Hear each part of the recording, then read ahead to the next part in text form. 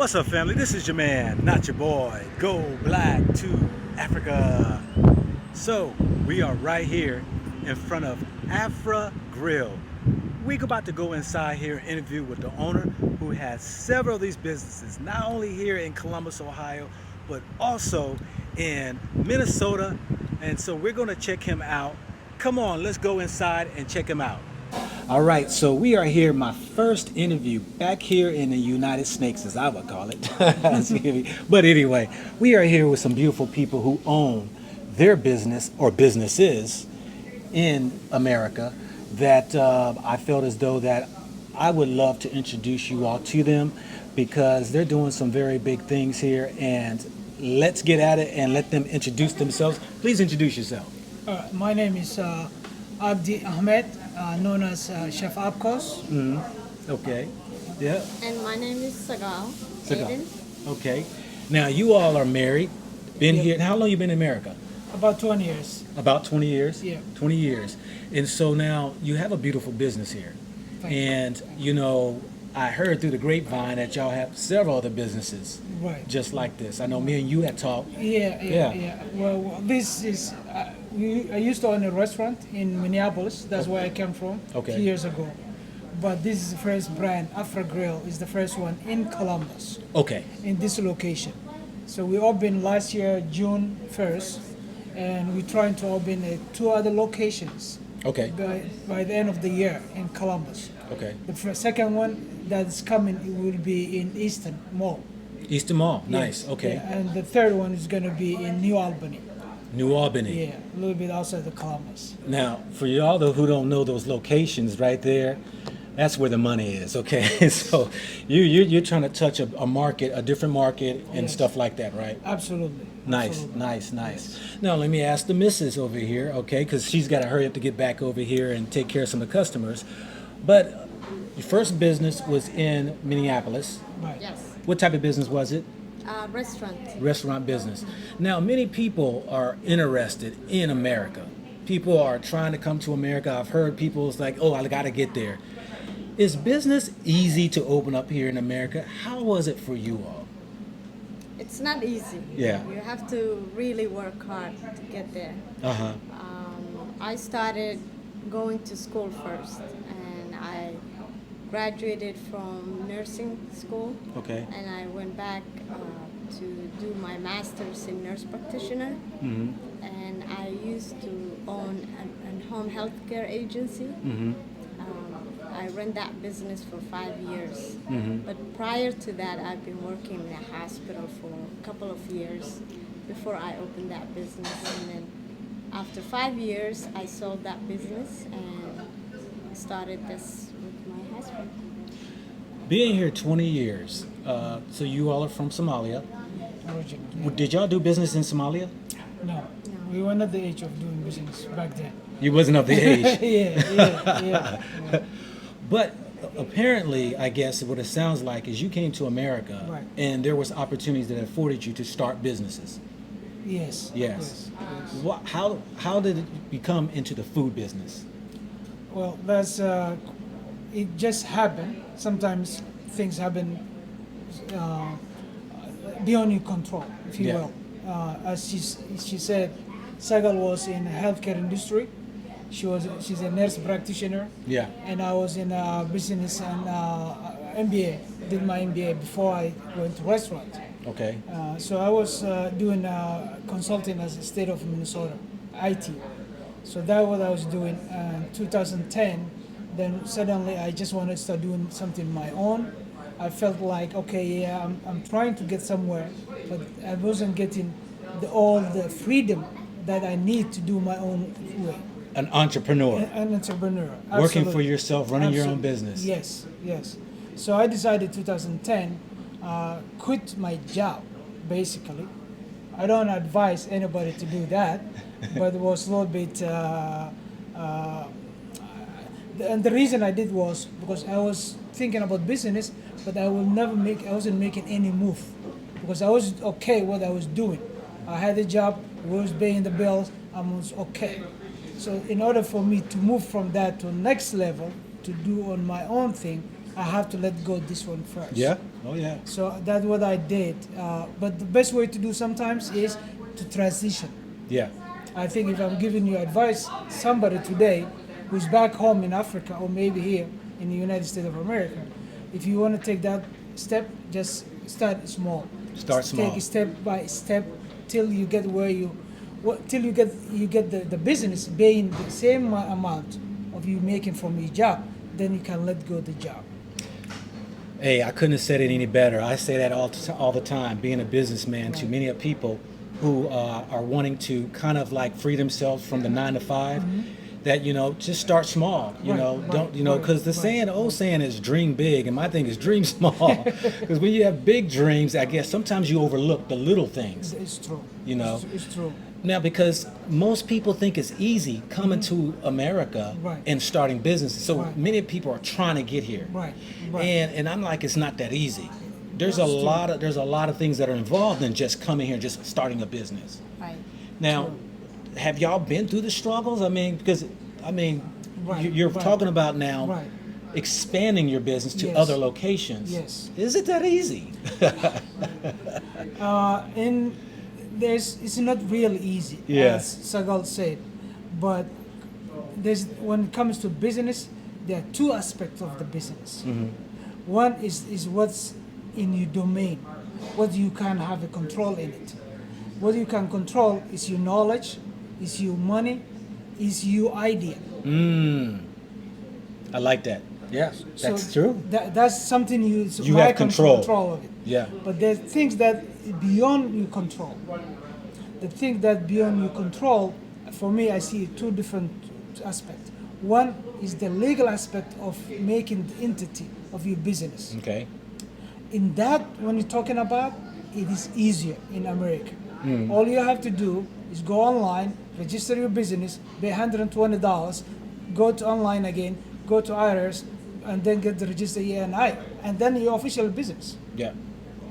But other components to that would be Other things that it will be if you want a loan, for example, from the bank. Gotta have that money. You have to have that money. Yeah. The oil. You have to have the oil going through the business, right? Yeah. So that aspect as being an immigrant, having an accent, coming from different background, different culture, it is very difficult for everybody who's minority here.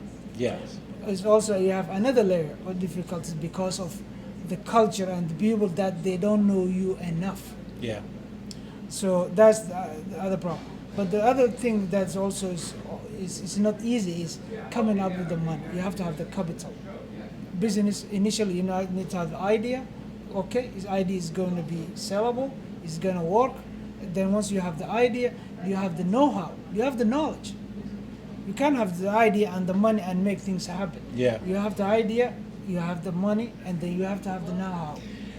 Most of the excuses I hear when I'm over in Africa, sure, thank you, appreciate it. Most of the excuses that I hear when I'm in Africa is a lot of people say they don't have capital, and they think they can come to America and make the capital and get things rolling. Now, I know there are people who have done that, but I try to share with them that it's just not that easy. That's true. That's true. Yep, I absolutely agree. Yeah. And guess what?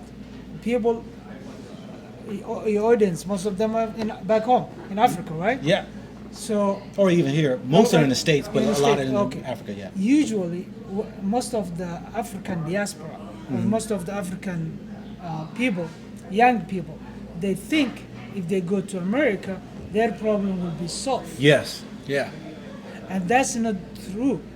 I have friends who have grown up with them. I went to school with them. Yes. And guess what? I'm from Somalia. Yes. It's the least safe place in Africa.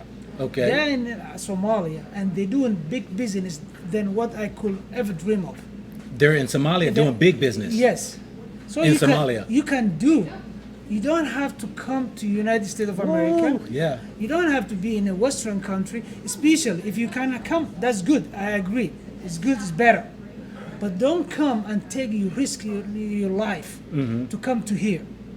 I mean, going through all that Sahara and Libya and struggling and risking your entire life. That's not worth your life. America or any Western country, to risk your life is not the reason. If you can get a visa, if you can find a way of doing it, coming here, I agree. I'm loving what you're saying, because what people don't understand is that if you just got it in you, Yeah. if you got, like you said, the knowledge, Yep. right, the Yep. know-how, Yeah, knowing yeah. how to do business, you Right. could do that in Africa. You can do it in the big time in Africa. Do, Guess See, what? That's what I'm saying. But guess what? I have a ton of friends also. Yeah. I want to go back to Africa and do a big business in Africa. Because here I'm somehow limited what I can do. See, that's what I'm talking about. But if I'm back home, if I come there with the knowledge and the idea and a little bit getting capital going, then I can make a big thing back home. Now, I've gone around your shop here, and I see you have the American Dream. Right. Here, right. you know, you have different Right. people on the Right. walls, Right. whether they're Right. white Europeans, Right. whatever, Yeah. constitutions and all these stuff here. Yeah. You know, some people say that's a pipe dream. Right. Some people Right. say that's not true. That Right. freedom that many people come to America Right. for Right. is Right. not necessarily so Right. for Right. everyone. What do you say on that? It is true. Yeah. In short, it is true. Mm-hmm. But for me, this is what I have decided. I cannot focus on everything. I can focus only one thing, and I try to focus on the only positive aspect of the Constitution of the United States of America. Okay. It gives me, for example, I was born in Africa. You might born here in the United States of America, or somebody was born in the U.S., whether they're white or black.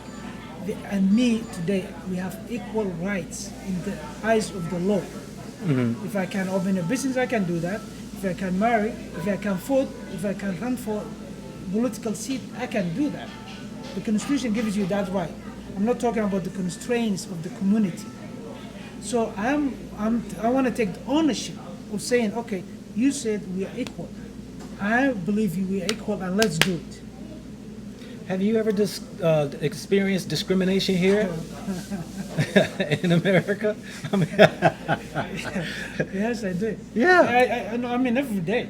every day Yeah, every day. because of the skin color. Because of the skin of my color, because of the language, Because your language? my accent, Yeah.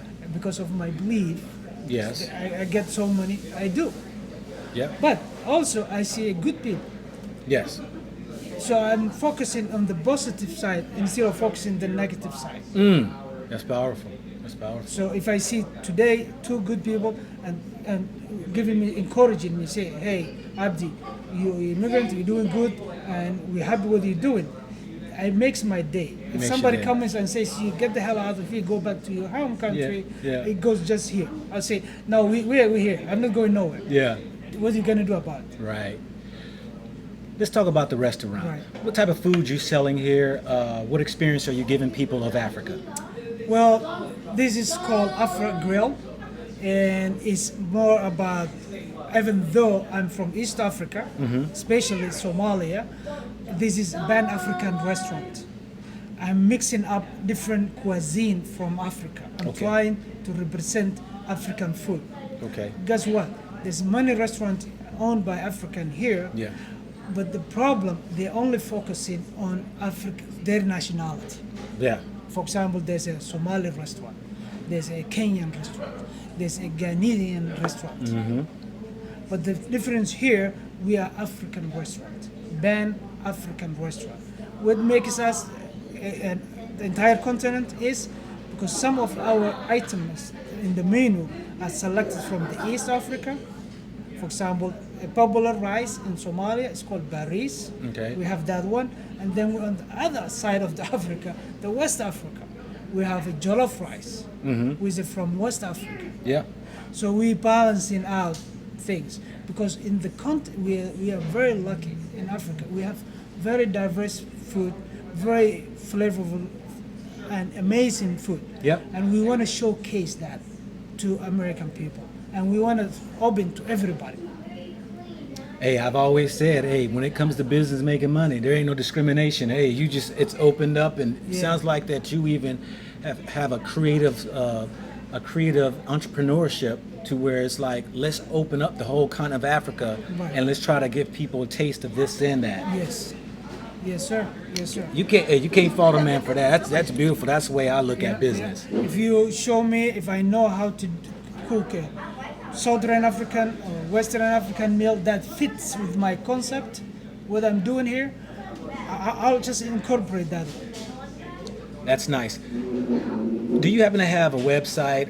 You have email people who was interested in coming, visiting your business, where your location is, and all that. Could you share with the people? Yeah, absolutely. Yeah. We have a website. Is as I said, the name of the restaurant is Afra, AFRA Grill, GRILL, Afra Grill, and the website is the same with the name, www.afragrill.com. Alrighty. And we are located in Columbus, Morris Road, 161635 Morris Road, Columbus, Ohio. Well, I appreciate you, my brother. Thank you and so I much. thank you for allowing me to interview you.